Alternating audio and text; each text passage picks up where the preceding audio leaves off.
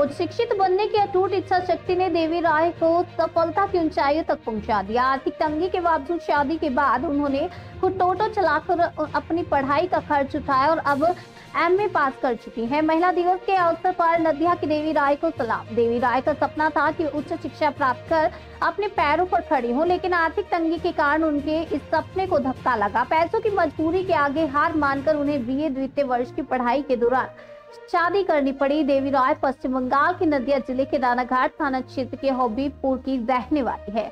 5 साल पहले उनकी शादी शांतिपुर थाना क्षेत्र के कृषि पल्ले इलाके में रहने वाले अमृत बारुई से हुई थी, जो एक दिहाड़ी मजदूर के रूप में काम करते हैं। किसी तरह दोनों का घर चलता था। शादी के बाद भी देवी रॉय की जिद थी कि वे उच्च शिक्षा प्राप्त करें। जब उन्होंने अपनी पढ़ाई जारी रखने की इच्छा अपने पति के सामने रखी तो पति ने भी उनका साथ दिया। हालांकि आर्थिक स्थिति ठीक नहीं थी। उनके पति की कमाई से घर तो किसी तरह चल जाता था, लेकिन पढ़ाई का खर्च उठाना मुश्किल था। ऐसे में देवी राय ने खुद काम करने का फैसला किया। उन्होंने एक टोटो गाड़ी खरीदी और खुद ही चलाने लगी। टोटो चलाकर जो भी अतिरिक्त कमाई होती थी उससे उन्होंने अपनी पढ़ाई का खर्च निकाला। इस तरह उन्होंने न सिर्फ ग्रेजुएशन पूरा किया बल्कि एमए की डिग्री भी हासिल कर ली। কি নাম আপনার? আমার নাম দেবী রায়। আপনার কত বছর আগে বিয়ে হয়েছিল? আমার বছর 2020-তে হয়েছিল। একটু জোরে বলবেন। 2020-তে? হ্যাঁ, 17 আগস্ট। কোথায় বাড়ি ছিল আপনার? আমার বাড়ি হবিবপুর দুর্গাপুর। আচ্ছা, যখন আপনার বিয়ে হয় তখন আপনি কোন পর্যন্ত পড়াশোনা করেছিলেন? আমি কৃষ্ণনগর গভর্নমেন্ট কলেজে পড়তাম, সেকেন্ড সেমিস্টার পড়তেন, তারপরে বিয়ে হয়ে গেছিল। তা এমএ কমপ্লিট কি এখানে এসেই করেছেন? মানে স্বপ্নটা কি ছিল? মানে কি আমার স্বপ্ন ছিল আগে থেকে, মানে বিয়ের আগে থেকে পড়াতাম বাচ্চা, মাস্টারি করার শিক্ষক স্বপ্ন ছিল। তো মানে কি ওই বাড়িতে সেরকম আর্থিক ইয়ে ছিল না বলে বিয়ে দিয়ে দিয়েছিল এরকম হ্যাঁ, কিছু? আমরা এসছি। আচ্ছা, এই জন্য বিয়ে দিয়ে দিয়েছিল। তখন লকডাউন ছিল, খুব মানে খারাপ অবস্থা ছিল।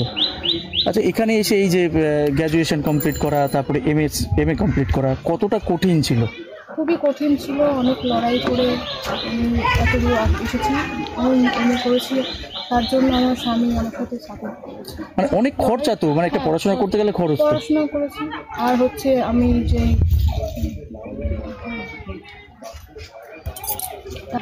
স্কলারশিপ পেয়েছেন, একটু দিয়েছেন মানে। আচ্ছা, আপনার যে স্বামী যে কাজ করে, যেটা বলছিল যে সেখানেই তো যে টাকা পায় ঠিক মতো সংসার চলে না।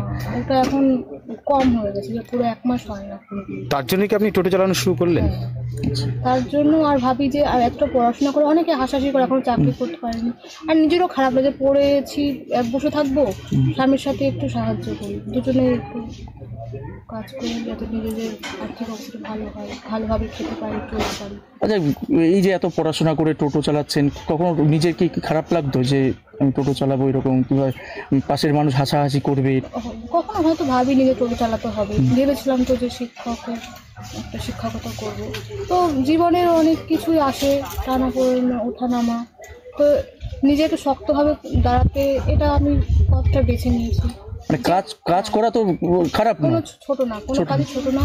এটা আমি করছি, আমার এখন কি বলবো, দুর্বল হয়ে করছি, মজবুরিতে করছি। তো আমি এরকম করেই মানে আমার পড়াশোনা চালাচ্ছি।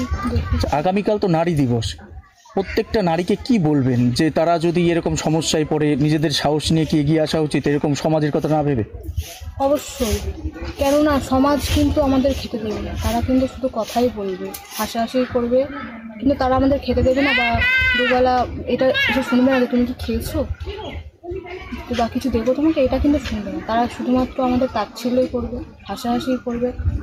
কিন্তু আমি চাই আমার মতনই, আমি যেমন এরকম আমার সংসারও যেমন কাজ করি, সেরকম টোটো নিয়েও বেরিয়েছি, এরকমই আরও যারা নারীরা দুর্বল, তাচ্ছিল্য হয়, তারা যেন ঘরে বসে না থাকে, তারা শক্ত হয়, তারাও যেন নিজস্ব যে সবারই কিন্তু একটা ট্যালেন্ট আছেই, সেই ট্যালেন্ট বুঝে তারাও এগিয়ে আসুক, কাজ করুক, তারা প্রমাণ করে দিক যে নারীরা দুর্বল না, নারীরা চাইলে সব পারে। মানে নিজের ভরসায় ছোট কাজ করাও কতটা ভালো সেটাই বলতে চাই। কেননা কোনো কাজই ছোট না, সব কাজই বড়। একটা কাজ করলে কিন্তু সেই কাজ করলে কিন্তু আমার হাতটা মোটা হয়ে যায়, তাই না? কিন্তু মানুষ তো হাসাহাসি করবে সেই ব্যাপার নিয়ে, কিন্তু সেটা দেখলে হবে না। সমাজের কথা, সমাজ সবসময় মানুষকে হাসি করে, কিন্তু সমাজের কথাই মানে পেটের ভাতটা হবে না, তাই আপনার এই জায়গাটার নাম কি? আমার নাম সুভাষ মল্লিক। এই জায়গাটার নাম কি? আরে পিছনে এখন কিছু বললি? আচ্ছা, এই যে পাশের বাড়ি, মানে আপনি চেনেন তো? হ্যাঁ চিনি। আচ্ছা, উনি তো এই যে দেবী, ওনার নাম মনে হয়, উনি তো যথেষ্ট মানে পড়াশোনাও করেছেন, শিক্ষিত মেয়ে, তাই তো?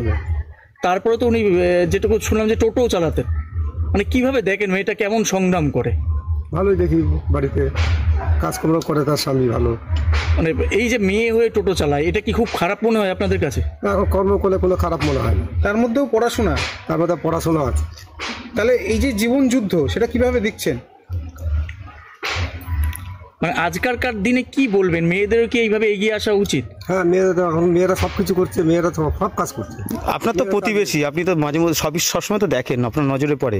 তা কিভাবে দেখেন একজন মহিলা হয়ে পড়াশোনা করেও এতটা সংসারের জন্য কষ্ট করছে? যদি যোগ্যতা দ্বারা সে কাজকর্ম করে যে আগে যেতে পারে, তারই ভালো। মানে মেয়ে হিসেবে কাজ করছে বলে লজ্জার কোনো ব্যাপার, এটা কি আপনারা কিভাবে দেখেন? না, মেয়ে হিসেবে কাজ করলে কোনো লজ্জার ব্যাপার না। না, আগামী দিনে কি এইভাবে এই মেয়েদের সব মেয়েদের এরকম এগিয়ে আসা উচিত কি? আগামী দিন ইচ্ছা করলে উনি আরো আগে যেতে পারে। মানে লজ্জা দূরে ছড়িয়ে মেয়েদেরও আগে আসা উচিত। হ্যাঁ, আসা তাই তো উচিত। এখন মেয়েরা দেখেন প্লেন চালাচ্ছে, ড্রাইভার লরি চালাচ্ছে, ড্রাইভারি করছে, সব কিছু করছে, এবার কুলিগিরিও করছে। এই জায়গার নাম? জায়গার নাম টিসি বললি। আপনার স্ত্রী বর্তমানে পড়াশোনাও করছে এবং টোটোও চালাচ্ছে, সংসারে হাল ধরেছে আপনার সঙ্গে। কিভাবে দেখছেন স্ত্রীর এই যে সংগ্রাম, কিভাবে দেখছেন? আমার তো খুব ভালো লাগছে, আনন্দ লাগছে যে আমার সহযোগিতা করছে আমার স্ত্রী। আচ্ছা, কত বছর আগে আপনার বিয়ে হয়েছিল? আমার বিয়ে 5 বছর হতে চলছে। কোনো সন্তান রয়েছে? না, সন্তান এখনো হয়নি। আচ্ছা, কোথায় বিয়ে হয়েছিল, কোথায় আপনার? আমার বিয়ে হয়েছে দুর্গাপুর, এই হবিবপুর দুর্গাপুর। ও এখন মানে কিসে পড়ে? ও এমএ পড়ছে। এমএ পাস করে গেছে? হ্যাঁ, এমএ পাস করে গেছে।